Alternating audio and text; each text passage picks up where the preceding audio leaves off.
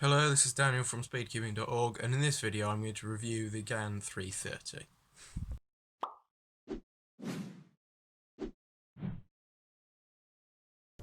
So the GAN 330 is quite smooth and stable considering it's non-magnetic. They've done somewhat of a good job really making a cube that's non-magnetic, ignoring its size, that it's tiny. Now it is more expensive than other keychains, so do you really want like the Mofang Jiaoshi keychain probably performs just as well, possibly even better. It's personal preference really, and obviously it's much cheaper. Um, but it turns fine. I think they both weigh. This one might be slightly heavier actually, I'm not sure.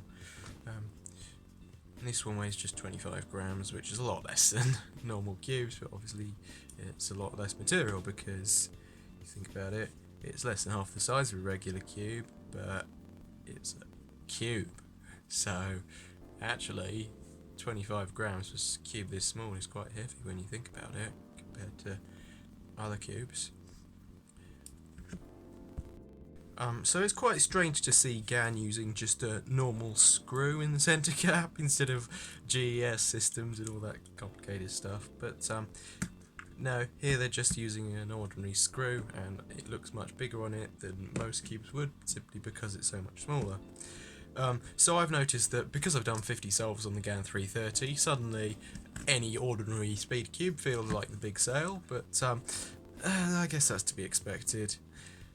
So basically GAN have just copied their previous mechanism and just shrunk it and simplified it slightly to make it slightly easier to copy. Yep, same with the corner. So, and they do actually have the hexagonal design as other cubes do.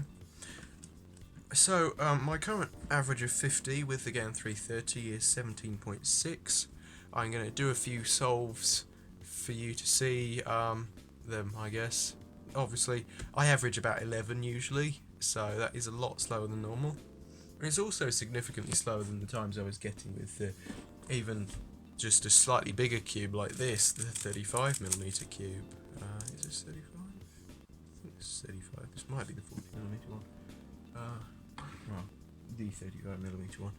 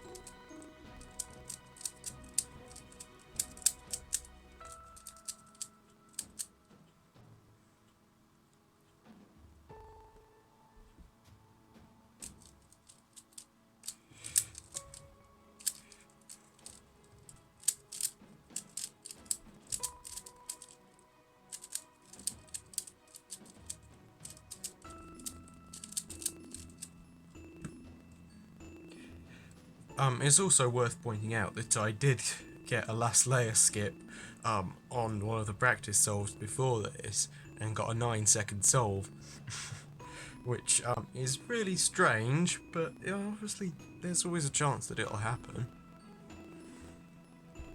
Now there is also the question of what the point is of a pocket cube or whatever they call them, because as you can see here, I can fit a 9x9 in my pocket, so obviously I can fit a normal size 3x3 in it. So what's the point?